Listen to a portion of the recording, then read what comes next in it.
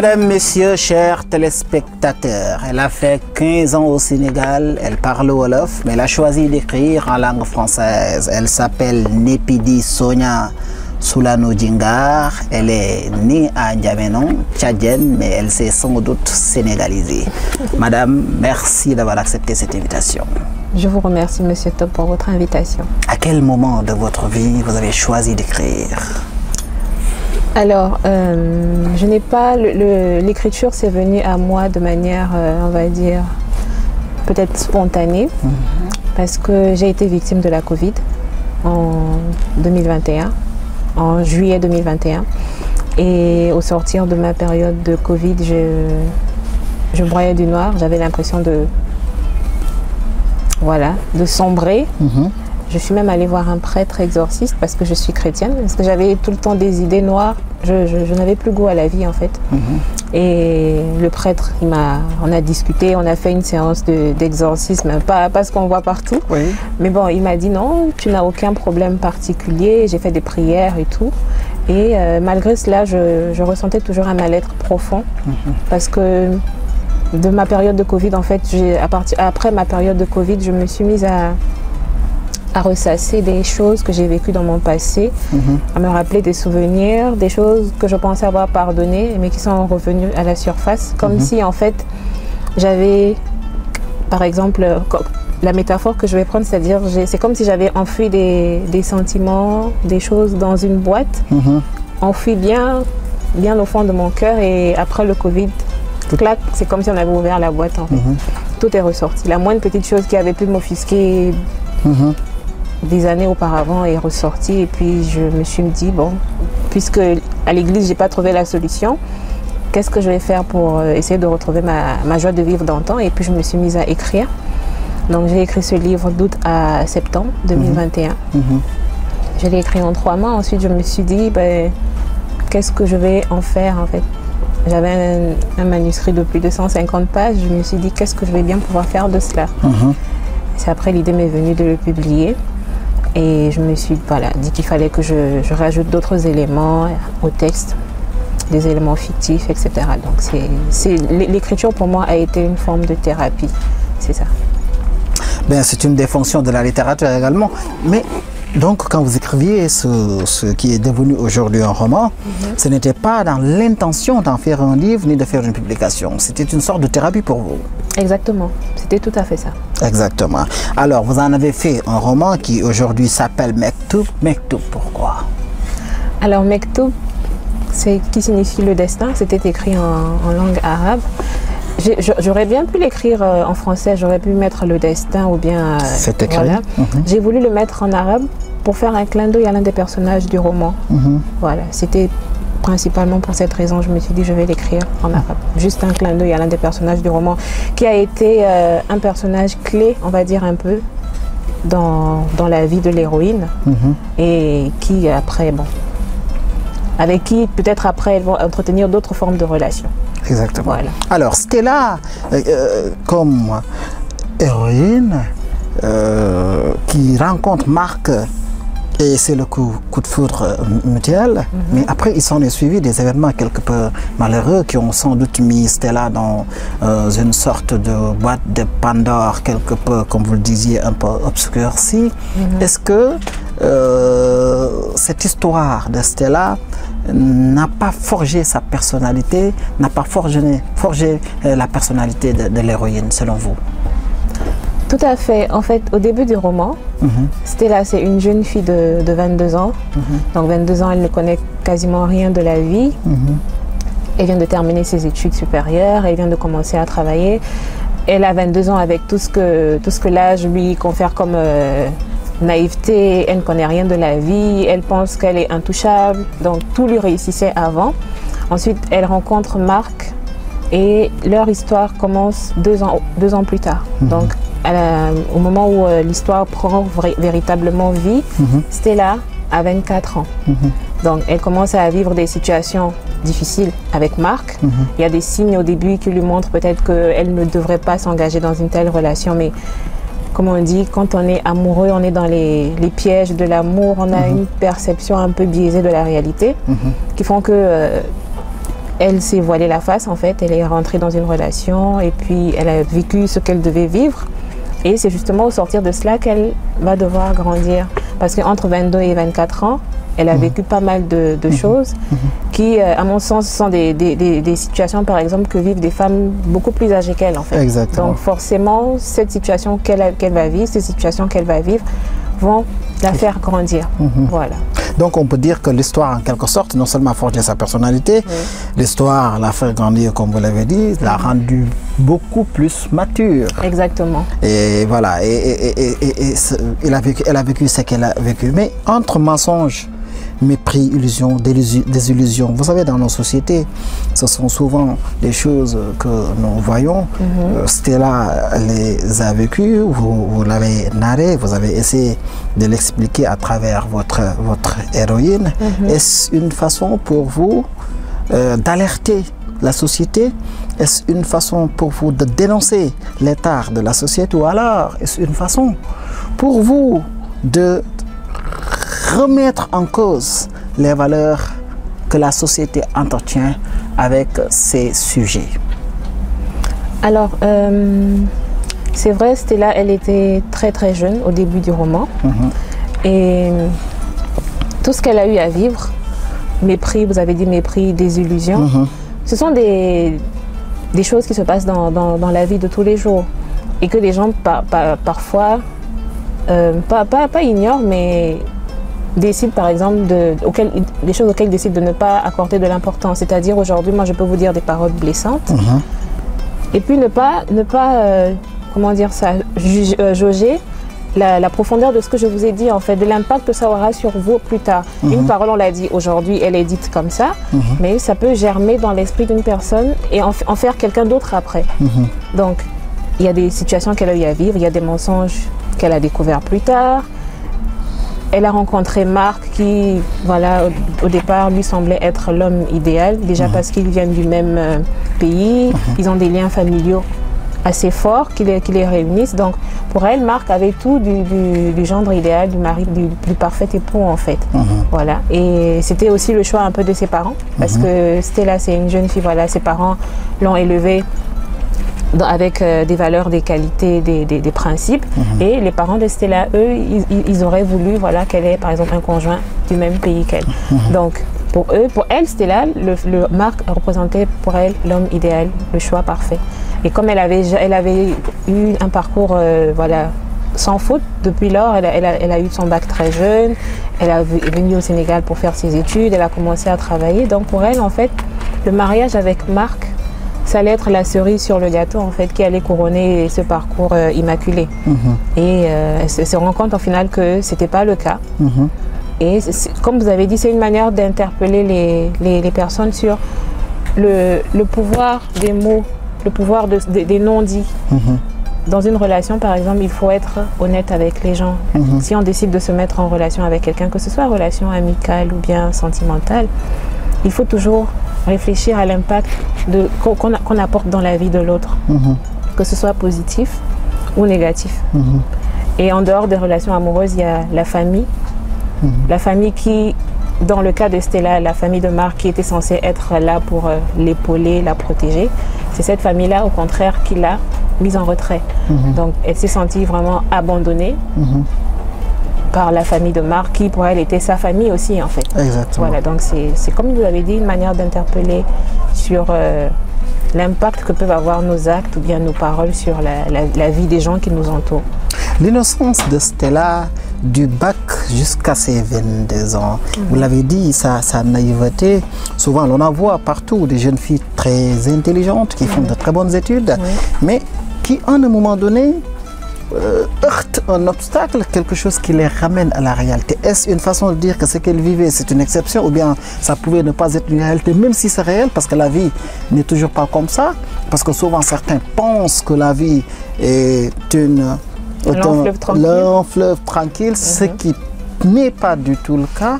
Est-ce aussi une façon pour vous de faire découvrir peut-être à la jeune fille de 17 ans, 18 ans qui lit ce livre, peut-être qui vit ce que vivait Stella à cet âge-là, de lui dire certes c'est bien, mais faites attention, vous pouvez vous faire face à une marque dans le futur ou bien peut-être un phénomène, une forme de marque dans le futur. C'est une façon. Exactement, parce que comme je l'ai dit aussi dans une précédente interview, ce livre est inspiré un peu de mon vécu personnel. Moi aussi, je vous ai dit, je suis arrivée au Sénégal, j'avais 16 ans comme Stella. J'ai eu mon bac au Gabon, je suis venue poursuivre mes études. Donc l'histoire de Stella, c'est un peu mon histoire en partie. Et je ne suis pas la seule dans ce cas. Aujourd'hui, les jeunes filles, les jeunes garçons, ils obtiennent le bac de plus en plus tôt. Donc, très tôt, ils quittent le cocon familial, la chaleur de la famille. Parfois, les parents, les mamans n'ont pas toujours le temps de leur expliquer ce qu'est réellement la vie, en fait. Et dans l'éducation, on va dire un peu des jeunes filles de manière générale, on va t'apprendre à t'occuper d'une maison, faire la vaisselle, faire la cuisine. Mais pour ce qui est des véritables relations amoureuses, sentimentales et même... tout ce qui est de la sexualité, en général, les mamans, elles n'en parlent pas beaucoup. Et souvent, si la jeune fille, par exemple, elle obtient son bac très tôt et qu'elle doit, par exemple, aller à l'étranger, c'est avec des amis qu'elle découvre une autre facette de la vie qu'elle ne connaissait pas. Souvent, des amis beaucoup plus âgés qu'elle, peut-être un peu plus aguerris qu'elle. Donc, c'est vraiment une manière d'alerter les parents sur le fait que, voilà, la vie telle qu'on la vit aujourd'hui, elle est différente de il y a 30, 40 ans. Donc, il faut informer les enfants, peut-être trouver les bons mots. Mais il ne faut pas les laisser dans la nature comme ça, qu'ils découvrent les choses par eux-mêmes. Parce qu'après, on ne sait pas comment la personne va réagir face à certaines situations de la vie. Stella, elle a eu la chance parce qu'elle était entourée d'amis, de gens après de sa famille aussi. Mais pour le cas d'une jeune qui se retrouve par exemple en Europe toute seule et qui fait par exemple la rencontre de quelqu'un comme Marc et qui n'a personne, aucun soutien, les conséquences peuvent être beaucoup plus dramatiques que celles qu'a vécu Stella. Lorsque vous dites faire appel à une prise de conscience, peut-être vous êtes rendu compte, vous avez constaté dans la société qu'il y avait beaucoup de naïveté et peut-être qu'il y avait beaucoup de mépris, beaucoup de mensonges, beaucoup de choses qui semblent être vraies mais qui ne le sont pas. Cet appel à la prise de conscience est-elle orientée vers les jeunes filles, vers les jeunes, vers les garçons ou bien vers la société elle-même? Je dirais que c'est une prise de conscience de manière générale. Des jeunes filles pour leur dire, voilà, c'est vrai, vous étudiez et tout, mais il faut aussi savoir qu'en dehors des études, il y a une autre vie. Il y a la vie de famille qu'on doit construire. Et dans la vie de famille que toute femme souhaite construire, il faut bien choisir son partenaire de vie. Exact. Donc il y a un certain âge où, par exemple, entre 19, je vais dire 19-24 ans, on est très sollicité. C'est à cet âge-là qu'il faut pouvoir faire le bon choix. Il ne faut pas se précipiter, même si on tombe sur quelqu'un qui, en apparence, nous donne voilà, l'impression d'être celui que l'on recherche. Il faut mener ses enquêtes jusqu'au bout et puis voilà, pour pouvoir faire le bon choix. Ça, c'est pour les jeunes filles, pour les interpeller sur ce point. Mais aussi les jeunes garçons. Qu'ils sachent que le cœur d'une femme, ça reste le cœur d'une femme. On est toutes faites de chair. La même manière que dans... si aujourd'hui vous me faites quelque chose qui me blesse, de la même manière si moi je fais quelque chose, ça peut vous blesser. Donc il faut toujours penser à l'autre quand on agit, ne pas penser seulement à soi et interpeller aussi les parents. Interpeller les parents dans l'éducation qu'ils donnent à leurs enfants. Voilà.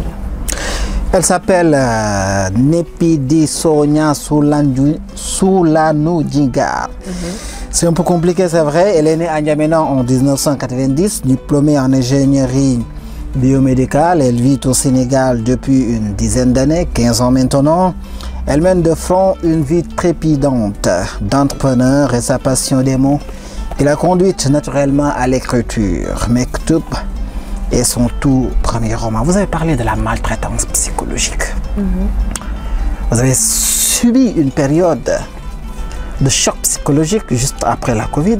Mais quel est le lien entre le choc psychologique que vous avez vécu juste après la Covid, juste après l'avoir contracté, et la Covid elle-même? Était-ce l'atmosphère sociale qui était très tendue, où tout le monde doutait? Personne ne pouvait vraiment s'imaginer d'un avenir tel, dans un monde tel, ouvert d'un coup fermé. Qu'est-ce qui expliquait ce choc d'un coup entre la Covid-19 et vous, votre choc psychologique? Alors, personnellement, je sais que j'ai eu ce choc parce que dans mon entourage, j'ai eu beaucoup de personnes qui ont été victimes de la Covid comme moi. Moi, j'ai eu la chance d'avoir un Covid vraiment très léger. Je n'ai pas vraiment développé des symptômes de la maladie, mais j'ai eu des amis qui ont perdu les parents.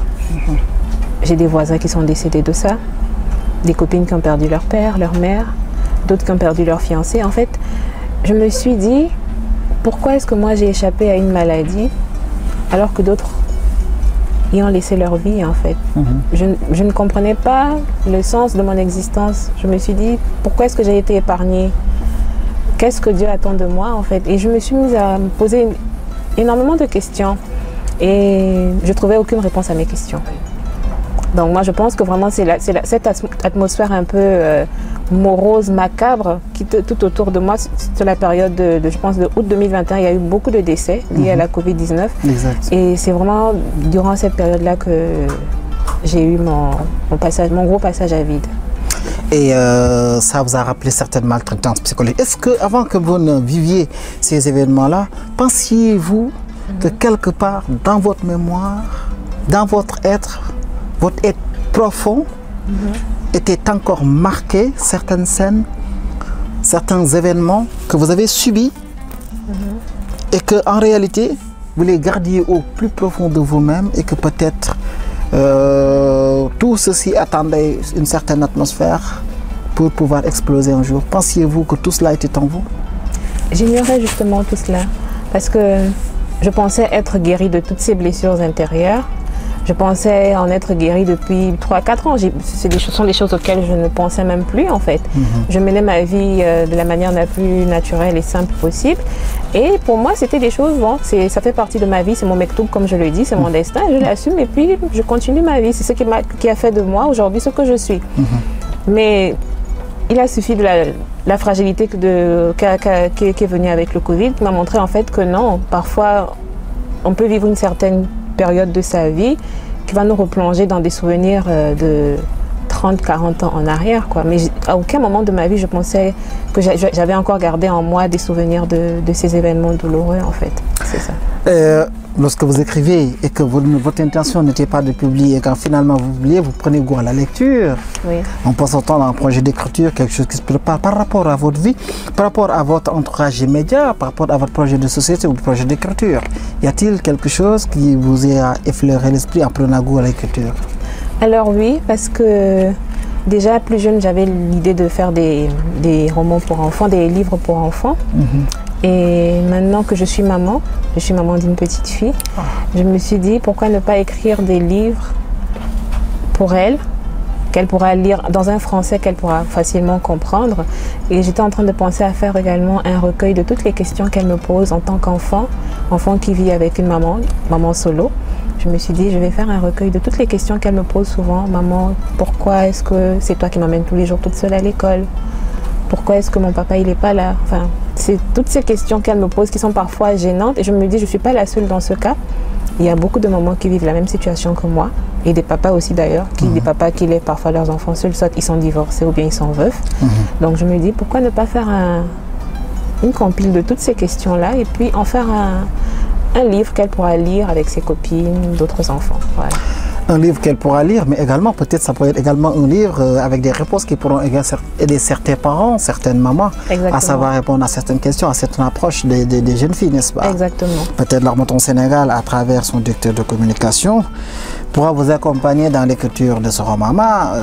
Dernière question, lorsque l'on écrit ce genre de livre, inspirez quelque peu de son histoire, de ce que vous avez vécu. N'avez-vous pas peur de l'interprétation du lecteur, si tant est que le lecteur qui sans doute lira ce livre aura compris à travers cette émission que c'est une partie de votre histoire? N'avez-vous pas peur de l'interprétation de la société, du lecteur?